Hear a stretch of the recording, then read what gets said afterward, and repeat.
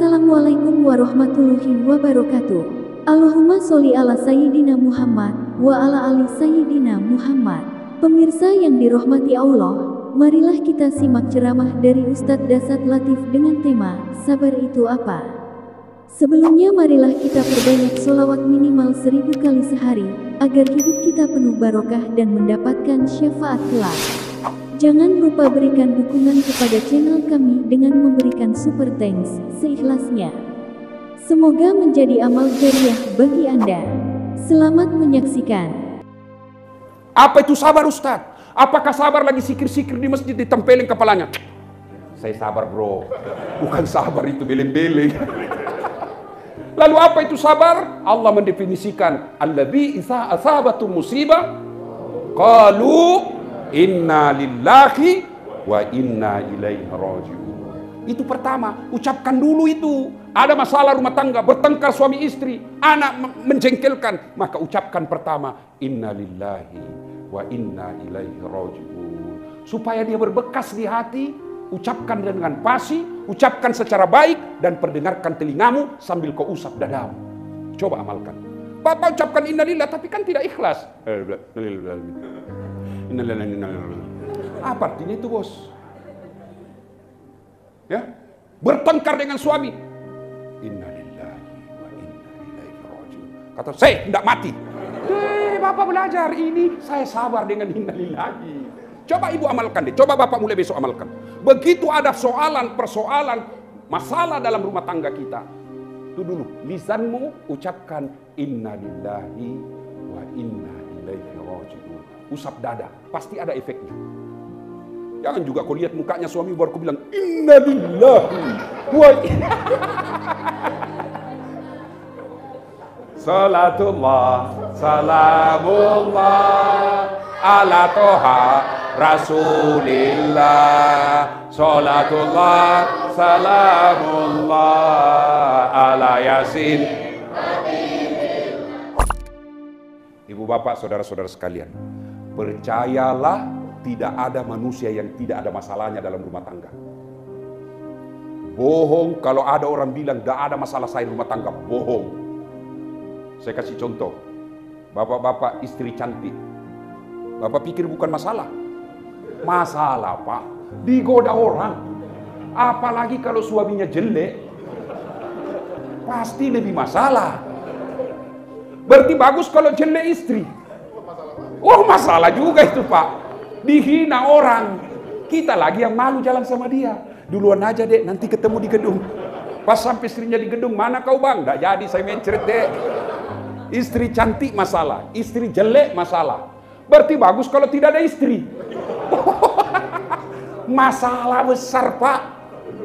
Berarti bagus kalau banyak istri. Lebih masalah lagi. Ibu-ibu, bapak-bapak yang tidak pernah dapat masalah karena satu istri, tenang aja, Pak. Sudahlah, syukuri aja itu. Jangan coba-coba tambah kalau kau tidak mampu. Itu kan sunnah, Ustadz. Betul sunnah. Tapi siapa yang mampu? Manusia Islam seperti Rasulullah Muhammad Sallallahu Alaihi Wasallam. Beliau praktek poligami. Kenapa? Sholat tahajudnya tiap malam. Senin Kamisnya tidak pernah lepas. Duhanya tidak pernah gugur. Sedekahnya lancar. Tadarusnya berjus-jus satu hari. Pantas dia mampu. Kamu cuma hari Jumat sholatmu. Paling terlambat datang. Paling cepat pulang. Khotbah kau tidur, mau poligami, pret. Jangan coba-coba kalau kau tidak mampu. Tenang ibu, saya bela kau malam. Nah, coba lihat rumah tangga, Pak. Selesai menikah, selesai masalahnya, baru muncul masalah. Kenapa? Baru kelihatan aslinya. Dulu waktu pacaran, sayang hati-hati dong. Hati-hati deh. Ada batu. Kalau hujan, mantelnya dikasih ke pacarnya, dia berhujan-hujan. Gunung kan kudaki, lautan ku seberangi, masjid kau lewati. Iya toh? Tapi begitu sudah menjadi istri dan suami, mulailah kelihatan semua aslinya. Kasar ngomong, muka tidak pernah senyum, mulailah kelihatan aslinya. Ya kan? Ya? Sudah menikah apa masalah? Ada orang sudah menikah, alhamdulillah, rumah ada. Belum menikah sudah dibelikan rumah sama ibu bapaknya dan mertuanya. Apa masalahnya? Masalahnya suaminya tidak setia. Iya toh ibu? Ada kan begitu? Alhamdulillah rumah ada. Suami istri setia. Ada masalahnya? Ada. Apa masalahnya? Waduh, tidak punya anak. Iya kan? Ada lagi. Rumah ada, mobil ada, suami istri setia, punya anak. Apa masalahnya? Anaknya narkoba. Semua kita punya masalah. Ustadz Das'ad. Waduh, paling banyak masalah saya. Apa masalah Ustadz? Jarang di rumah Pak. Istri saya selalu kesepian. Tapi ketika dia komplain, saya tidak marah. Begitu dia marah, kenapa sih jarang di rumah? Saya jawab saja dengan lagu. Tiap malam engkau ku tinggal pergi. Bukannya aku sengaja. Demi kau dan si buah hati, terpaksa aku harus begini. Iya kan? Apalagi masalah saya paling besar sekarang Bu. Banyak janda-janda yang curhat. Ustadz, baru meninggal suami saya. Tolonglah kasih doa-doa penenang. Saya kasihlah doa penenang. Ini ibu sikirnya, ini doa-doanya. Lama-lama Ustadz, hati saya sudah mulai tenang. Tapi maukah Ustadz menjadi imam dalam hidupku? Saya bilang mohon maaf ibu, saya bukan imam, saya penceramah. Semua orang punya masalah dalam rumah tangga. Nih. Di depan saya ini semua. Muka-muka penuh masalah ini semua Pak. Ini Pak polisi. Banyak masalahnya Pak. Mana ada polisi tidak takut sama istrinya? Tanya beliau. Kalau Ustadz, kau tidak takut sama istri? Saya tidak takut sama istriku. Cuma istriku lebih berani. Semua kita punya masalah. Coba, semua ini. Mana ada orang tidak punya masalah Pak? Jangankan kalian yang tinggal di ibu kota Jakarta. Yang baru saja kena COVID. Pekerjaan kita hilang. Kita di PHK. Kita dirumahkan. Nabi, kekasih Allah. Kurang apa cintanya Allah kepada Rasulullah? Yang dalam hadits qudsi Allah jelaskan, ya Muhammad, andai bukan karena saya sayang kepadamu Muhammad, saya tidak ciptakan dunia dan isinya. Cintanya Allah kepada Nabi. Mana Bapak lihat nama Allah yang tidak ada di sampingnya Muhammad? Allah pasti ada di sampingnya Muhammad. Bapak dua kalimat syahadat pasti diikuti Muhammad dan Rasulullah. Kurang apa cintanya Allah kepada Nabi? Apa Nabi tidak ada masalah Ibu?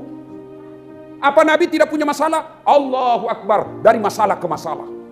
Masih dalam rahim, wafat bapaknya. Ada di sini sudah dalam rahim sudah wafat bapaknya? Ada? Berarti kurang penderitaan bapak. Rasul masih dalam perut ibunya, sudah wafat bapaknya. Lahir, baru 2 hari Bu, masih orok, merah, kata kakeknya, bawa ke kampung, pelihara bahasa Arabnya, dibawa. Diambil oleh ibu susunya, salah satunya Khalimatus Sa'diyah. Berapa tahun? 4 tahun. Bayangkan, baru 2 hari prok. Ibu-ibu, ingat waktu melahirkan. Ada enggak ibu-ibu melahirkan senyum? Yang banyak menyesal Pak. Enggak mau lagi saya hamil. Tobat saya Pak. Terakhir ini saya hamil. Menderita saya. 5 bulan kemudian. Hamil lagi. Gak ketahuan anak, ini urusan orang tua. Tahu juga kau tahu. Ayo.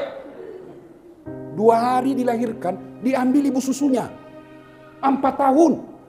Setelah usia 4 tahun, barulah Rasulullah dikembalikan ke ibunya. Siapa namanya ibunya Nabi? Siapa? Hah? Ibu-ibu, siapa namanya ibunya Nabi? Hah? Sitiha? Oh bagus ibu, tidak kena hoax. Ya kan? Makanya ajar anak saya ajar mengenal keluarga Nabi. Anak-anak Nabi ada 7 orang, 3 laki-laki, 4 perempuan. Pertama Qasim, Abdullah, Ibrahim, Zainab, Ruqayyah, Ummu Kalsum, Fatimah. Ibunya bernama Siti, bapaknya bernama Abdullah, kakeknya bernama Abdul Muthalib, ibunya pamannya bernama itu. Jadi kenyala anak-anak ibu dari kecil dia sudah tahu. Ada yang baru tahu toh anaknya Nabi 7. Nah, setelah lagu ini, Rasulullah dikembalikan ke ibunya usia 4 tahun. Usia 6 tahun ibunya berkata, ayo nak kita pergi ziarah kubur. Dibawalah ke ziarah kubur dari Mekah ke Madinah. Waktu itu belum Madinah namanya. Apa namanya? Yasrib. Ayo kita ke Yasrib. Pulang ziarah kubur, jalan lagi pakai onta bersama ibunya. Ibunya di sebuah desa bernama Abwa. Sakit ibu beliau, wafat ibunya pada saat usia 6 tahun. Ada di sini yatim piatu 6 tahun? Ada? Tidak ada. Berarti penderitaan Nabi lebih besar daripada kita. Coba. Diambil oleh kakeknya, 8 tahun, wafat lagi kakeknya. 2 tahun aja bersama kakeknya, wafat lagi, kasihan. Diambil lagi oleh pamannya. 12 tahun, mulai dagang. Dagangnya bukan pakai kereta. Dagangnya bukan pakai mobil. Dagangnya bukan COD.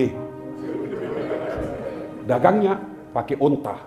Dari Mekah ke Syam. Coba. Sampai di sana, dikejar-kejar lagi sama orang Yahudi karena mau dibunuh.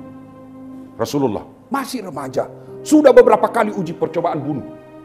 Tapi Rasulullah tidak pernah kita dengar galau. Rasulullah tidak pernah curhat. Rasulullah tidak pernah putus asa. Usia 40 tahun diangkat menjadi Rasul, diperangi, dihina, dan puncak penghinaannya diusir dari tanah kelahirannya. Nabi. Apa Nabi begitu diusir, diperangi, dia bilang, bubar deh, berhenti saya jadi Nabi? Enggak.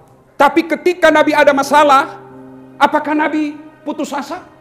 Tidak. Nabi makin kuat dan memegang janji Allah. Apa janji Allah? Muhammad, Das'ad, Entong, Encing. Ada masalahmu?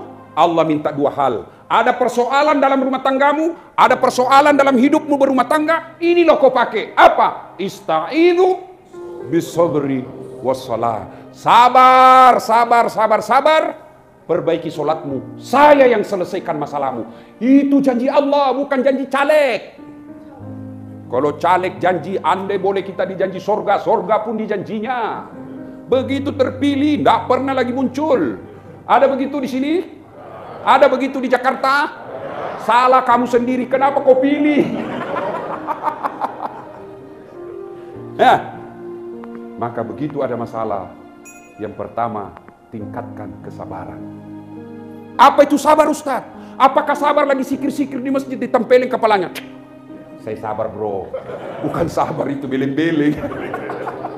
Lalu apa itu sabar? Allah mendefinisikan, alladzi idza asabatu musibah qalu inna lillahi wa inna ilaihi raji'un. Itu pertama, ucapkan dulu itu. Ada masalah rumah tangga, bertengkar suami istri, anak menjengkelkan, maka ucapkan pertama, inna lillahi wa inna ilaihi raji'un. Supaya dia berbekas di hati, ucapkan dengan pasti, ucapkan secara baik, dan perdengarkan telingamu sambil kau usap dadamu. Coba amalkan. Bapak ucapkan inna lillah, tapi kan tidak ikhlas. Apa artinya itu, bos? Ya, bertengkar dengan suami. Inna lillahi wa inna ilaihi raji'un. Kata, saya tidak mati. Bapak belajar ini, saya sabar dengan inna lillahi. Coba ibu amalkan deh, coba bapak mulai besok amalkan. Begitu ada soalan, persoalan, masalah dalam rumah tangga kita, itu dulu, lisanmu ucapkan inna lillahi wa inna ilaihi raji'un. Usap dada, pasti ada efeknya. Jangan juga kau lihat mukanya suami baru kau bilang inna lillahi wa inna. Salatullah, salamullah ala toha Rasulillah. Salatullah, salamullah ala Yasin. Satu. Begitu ada masalah, tingkatkan kesabaran, melafazkan inna lillahi wa inna ilaihi raji'un. Masih dongkol Ustaz, ulang lagi. Inna lillahi wa inna ilaihi. Masih dongkol, ucapkan terus, insya Allah hilang. Bukan nyawanya. Masalah dongkol, masalah jengkel. Yang kedua, cara menimbulkan kesabaran. Lihat ada orang yang jauh lebih susah dari hidupmu. Mau lihat orang contoh, prototipe, contoh paling hebat bersabar dalam rumah tangga? Dialah Ayyub alaihi salam. Kaya, banyak harta, tapi dermawan. Luar biasa. Semua orang dibantu. Semua orang datang minta tolong, ditolongnya. Lalu seluruh malaikat memujinya. Kata syaitan, wah, saya tidak jago itu Ayub. Dia bisa begitu karena dia punya anak, dia punya harta. Coba kalau tidak ada hartanya, tidak mungkin dia ibadah seperti itu. Kata Allah, saya lebih tahu dari kamu. Ya Allah, kata syaitan, berikan saya waktu dan kesempatan menggoda dan menguji dia. Silakan, jangan kau cabut nyawanya. Ayub alaihissalam yang tadinya kaya bangkrut, habis terbakar kebunnya. Binatang ternaknya kena hama, bukan hama kuku dan mulut. Apa itu ya kalau penyakit apa itu? Yang dikasih panitia korban, bapak mengantip sapi. Takmir masjid wajib. Hati-hati. Jangan sampai kelalaian bapak memeriksa kambing dan sapi, warga kita kena penyakit itu. Maka bapak wajib mendatangkan dokter hewan. Ya. Ayub alaihissalam hancur seluruh hartanya, terbakar kebunnya, kena hama ternaknya. Datang setan, Ayub, ngapain lagi kau sembah Tuhanmu? Kau lihat itu, habis hartamu, terbakar semua kekayaanmu, bangkrut kau sekarang. Apa kata Ayub alaihissalam? Inna lillahi wa inna ilaihi raji'un. Alhamdulillah, saya punya sempat kaya. Berapa banyak orang kasihan sejak hidup sampai mati tidak pernah menikmati kekayaan. Saya sempat menikmati kekayaan. Coba kalau bapak amalkan ini, tenang pak. Apa setan putus asa? Tidak. Digodanya lagi. Kata Allah, kau lihat toh, habis hartanya tetap baik si Ayub. Kata setan, dia begitu karena ada anaknya. Coba kalau tidak ada anaknya. Ya silahkan kau coba. Wafat lagi anaknya. Ngapain kau sembah Tuhanmu? Diambil hartamu. Sekarang anakmu lagi diambil. Sudahlah Ayub, ngapain kau sembah Tuhanmu? Apa kata Ayub alaihissalam? Alhamdulillah, saya sempat punya anak. Berapa banyak orang setelah menikah, sampai dia wafat, tidak punya anak. Mahasiswa saya juga bilang, saya juga Ustadz sudah hampir sarjana, tidak ada anakku. Bagaimana kamu punya anak, tidak ada istrimu? Ada juga yang tidak ada suaminya, ada anaknya. Lebih parah lagi ini Pak. Ya kan? Setan putus asa? Tidak. Digodanya lagi. Ya Allah, Ayub masih taat beribadah karena dia sehat. Coba kalau dia sakit. Kata Allah, silakan kau uji lagi, jangan kau cabut nyawanya. Diuji dengan penyakit. Menurut ahli kedokteran, penyakit kulit sampai detik ini belum ada yang pernah mengalahkan sakitnya Ayub alaihissalam.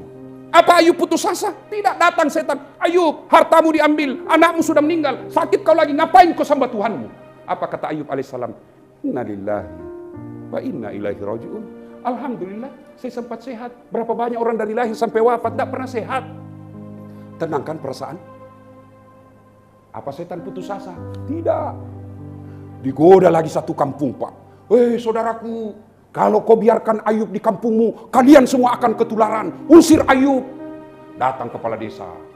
Ayub, kami mohon kebesaran hatimu. Kami mohon pengertianmu, kelapangan dadamu. Tinggalkan kampung ini, kami takut ketularan. Apa kata Ayub alaihissalam? Teganian kau.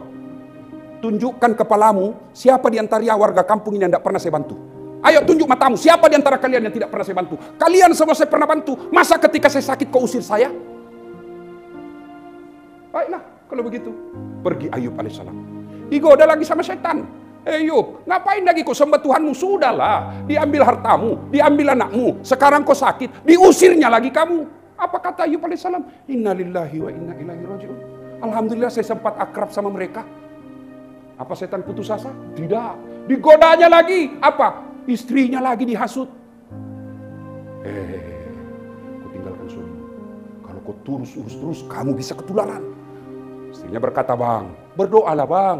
Abang kan Nabi, saya capek ngurus kamu. Doa kau supaya sembuh. Apa kata Ayub alaihissalam? Saya malu minta kepada Allah. Lebih banyak lama. Lebih lama saya sehat daripada sakit. Saya capek ngurus kamu bang. Terserah kau Dinda. Kalau kau mau pergi tinggalkan saya. Tinggalkan saya. Tapi ingat, kalau kau balik lagi ke saya cambuk kau 100 kali.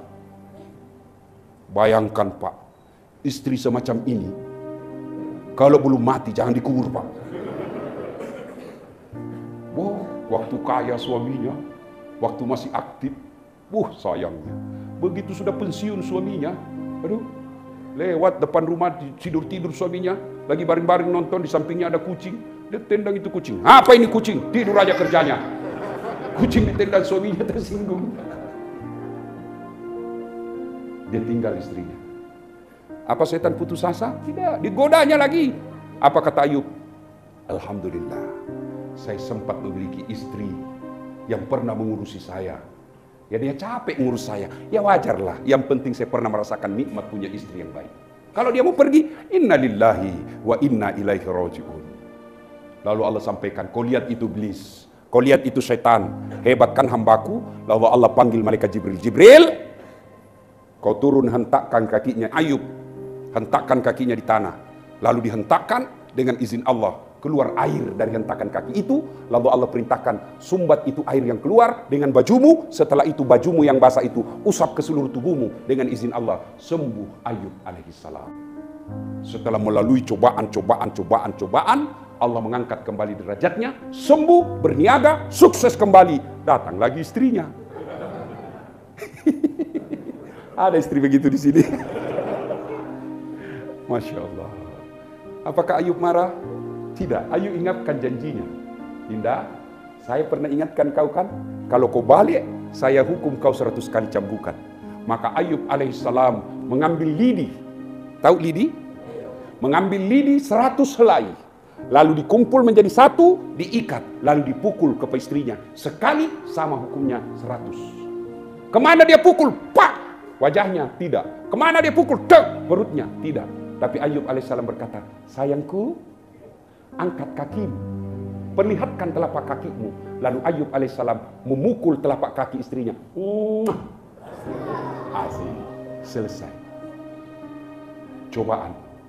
Jadi berapa cobaan kita dalam rumah tangga, Pak? Tidak ada seperti Ayub.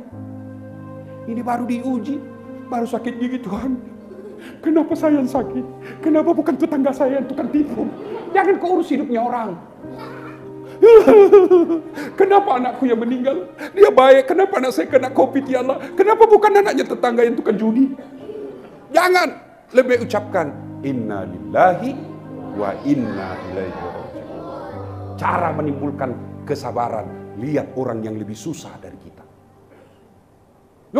Saya PHK Ustaz, dirumahkan. Alhamdulillah kau dirumahkan. Berapa banyak orang karena COVID dikuburkan. Istri saya pergi meninggalkan saya Ustaz. Alhamdulillah Allah ingin menjauhkan kamu dari istrimu yang jahat. Suamiku kawin lagi Ustaz. Alhamdulillah. Ibu dapat hadiah masuk surga. Oh, tapi kata ibu-ibu banyak jalan menuju surga Ustaz. Memang banyak, tapi macet. Ini jalur tol. Ibu marah-marah ibu-ibu kalau kita cerita ini ya. Ibu boleh tidak setuju poligami, boleh. Tapi jangan menghina dan memaki orang yang poligami. Apa yang salah? Enggak, jadi ibu boleh tidak setuju. Kata istri saya setuju poligami. Saya tidak keberatan. Yang penting bukan suami saya. Nah, boleh. Cerdas dia, Bu. Begitu ada masalah, lihat orang yang jauh lebih susah dari kita. Insya Allah tenang. Caranya apa? Alhamdulillah, saya punya mobil. Meskipun sudah tua. Tetangga saya sudah punya motor. Alhamdulillah, yang punya motor, saya punya motor. Tetangga saya cuma sepeda. Alhamdulillah saya ada sepeda. Tetangga saya enggak. Kemana-mana cuma jalan kaki. Alhamdulillah saya masih sehat, bisa jalan kaki. Tetangga saya lumpuh. Alhamdulillah lumpuh, masih bisa hidup. Masih lihat anak cucu saya. Tetangga saya kemarin mati. Insya Allah ada syukurnya, ada sabarnya. Tapi kalau yang lihat lumpuh lihat yang jalan lihat yang naik sepeda, yang naik sepeda lihat motor, yang naik motor punya mobil, yang punya mobil mau 3, pasti kau tidak pernah memiliki rasa sabar. Ya, resep pertama sabar. Bagaimana lagi praktek ketiganya? Yang ketiga, ulama mengajarkan kalau kau bertengkar, jengkel sama pasanganmu, maka usahakan tidak nampak di wajahmu. Jengkel sama istri, jangan nampak di wajah. Terpaksa nampak di wajah, maka usahakan jangan keluar di mulutmu. Cukup wajahmu saja. Jangan ada keluar di bibirmu. Terpaksa harus keluar di bibir, maka usahakan jangan bergerak tanganmu. Pak. Kalaupun harus bergerak tangan, usahakan jangan melampaui batas. Itulah Ayub alaihissalam. Dia hukum istrinya, tapi bukan menghukum, menghina dan menyakiti, tapi apa? Mendidik. Kalau kau salah ada hukumannya, maka yang dihukum telapak kakinya. Coba ibu amalkan dalam rumah tangga. Masya Allah. Saya kalau istri saya marah, Pak, saya diam. Dia bilang istri saya, kau boleh singgah panggung di luar, kau boleh singgah mimbar di luar, tapi kalau di rumah, kau Hello Kitty. Dia bilang, kalau kau di luar singgah panggung, di luar kau singgah mimbar, di rumah Hello Kitty. Ya sudahlah, istri memang begitu, Pak. Kalau dia ngomel, kita diam. Memang begitu istri. Kalau dia marah, bapak diam. Saya sudah tidak bisa, Ustaz, tidak tahan. Bukan dengan memukulnya, bukan dengan menghinanya, bukan dengan memakinya. Allah kasih jalan keluar. Berpisah kalian dengan baik-baik. Ada juga orang rumah tangga hampir minggu-minggu bertengkar. Bertengkar. Apa. Mulai melayang lagi piring. Hamil lagi. Ada begitu, Pak. Saya tanya kenapa begitu. Dia bilang kalau sudah bertengkar, Ustaz, rasanya romantis lagi. Begitu ada masalah, ibu bapak, maka jangan melampaui batas. Kalau istri marah, bapak diam. Kalau suami marah, ibu diam. Saya kalau marah istri saya langsung peluk ibu. Lalu sambil menyanyi. Bila kamu di sisiku, hati rasa syahdu. Benar, iya boy, rindu sekali saya sayang. Oh berhenti dia. Marah lagi, ku peluk lagi dari belakang. Insaflah, wahai manusia. Tenang, coba ibu hafal itu. Jangan malah kau singgung suami ibu. Begitu sudah tua, kau nyanyi lagi. Bila Israel datang. Ya? Nah, resep pertama ada masalah dalam rumah tangga adalah sabar. Yang kedua, sholat. Kenapa hidupku susah? Kenapa rumah tanggaku tidak pernah bahagia? Kenapa masalah demi masalah? Oh, bapak masalah dengan sholat. Tidak mungkin Allah sengsarakan rumah tangga yang baik sholatnya. Lihat deh, orang yang ngontrak-ngontrak, kecil aja rumahnya, tapi rajin dia jamaah di masjid. Pasti tenang itu rumah tangganya. Meskipun secara materi kita lihat tidak masuk akal, tapi dia tentram. Suaminya baik, istrinya tidak kasar, suaminya santun. Kenapa? Allah membinanya dalam rumah tangga yang baik sholatnya. Maka begitu ada masalah rumah tangga, lebih baik bagaimana sholat saya? Apa alasan ibu bapak tidak mau sholat? Ayo, apa alasan? Kenapa hidupku susah? Karena kau jauh dari agama. Kenapa hidupku susah? Karena kau meninggalkan aturan agama. Kalau mau hidupmu baik, ikuti aturan agama. Kalau kamu mau hidup jalanmu lancar, perjalananmu ke suatu tempat naik mobil lancar, ikuti patuhi peraturan lalu lintas. Kapan kau melanggar peraturan lalu lintas, bakal makin jauh dan makin susah sampai. Kenapa? Melanggar pasti merugikan orang lain, dan ketika didapat sama polisi, makin masalah. Ya toh? Maka hidup susah karena kita jauh dari ajaran agama. Dan pokok utama ajaran agama adalah sholat. Kenapa sholat, Ustaz? Karena sholat adalah puncak penghambaan kepada Allah. Artinya apa? Bu, Pak, ibadah yang lain boleh sambil ada kegiatan, boleh sambil ada usaha, tapi sholat tidak boleh ada kegiatan kecuali menghamba kepada Allah. Artinya apa? Bu, boleh tidak ibu puasa sambil nyanyi? Boleh, Bu? Boleh ibu puasa sambil nyanyi? Boleh, Bu? Boleh lah. Ibu sambil puasa nyanyi. Begadang jangan begadang. Boleh, tetap sah. Ibu boleh enggak puasa sambil dagang? Boleh. Tapi ibu-ibu boleh enggak sholat sambil nyanyi? Boleh enggak sholat sambil dagang?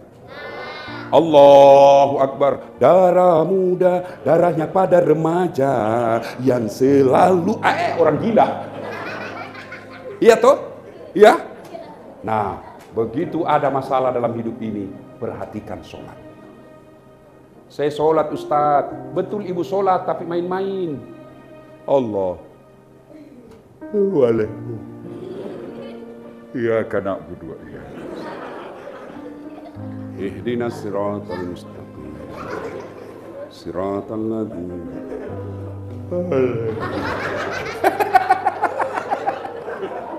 Iya toh? Iya, Bu. Ibu ketawa karena membayangkan diri sendiri. Ya kan? Orang sholat Pak kayak enggak semangat, kayak enggak makan 2 hari.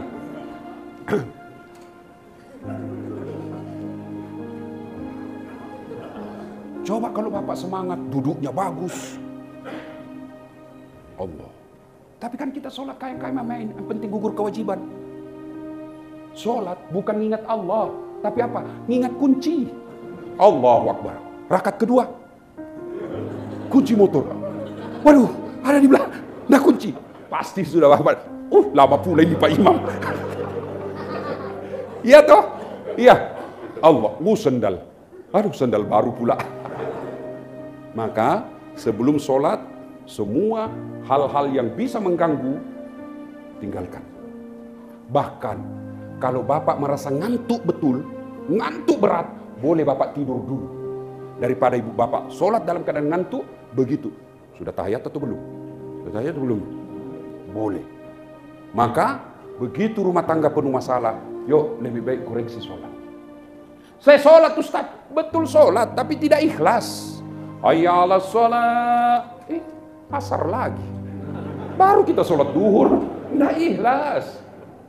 Saya sholat Ustaz, betul Bapak sholat, tapi tidak ikhlas. Mana buktinya? Bajunya itu juga dipakai tidur, itu juga dipakai ke toilet, itu juga dipakai mencuci, dipakai bertetangga, dipakai cuci mobil, dipakai main futsal. Itu lagi dipakai sholat. Salah? Tidak. Tapi itu bukti ketidakseriusan kita menghadap kepada Allah.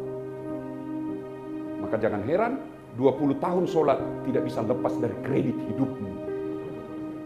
Kenapa? Karena Anda tidak beribadah dengan sholat dengan baik. Apa sih susahnya sholat? Apa susahnya sholat? Puasa 30 hari orang lapar Pak. Haji perlu ngantri. Di kampung saya kalau haji pemerintah 35 tahun. Coba. Zakat perlu modal. Sholat yang penting ada kemauan. Saya tidak ada bacaan sholat, saya hafal Ustaz. Datang ke Masjid Darussalam. Imam baca, Bapak diam, sah. Diam aja. Allahu Akbar. Allahu Akbar. Subhanallah. Sah. Siapa yang tanggung bacaan? Imam. Apalagi? Ustaz, baru sedikit saya hafal Ustaz. Baru kul-kul. Ya sudah, kul-kul hanya ku hantam. Rakaat pertama kul huwallah. Rakaat kedua kul huwallah lagi. Yang penting jangan baca yang susah. Seperti wattini. Biasa berkusambung walasri itu. Atau al-kafirun. Jangan coba-coba kalau dah hafal baik-baik. Biasa tidak mau sampai. Wala antum abiduna ma'abud. Wala ana abidum ma'abud. Wala antum abidun. Wala an abidum ma'abud. Wala antum wala.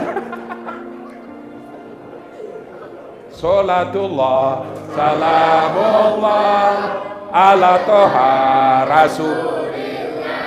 Salatullah salamullah ala yasin.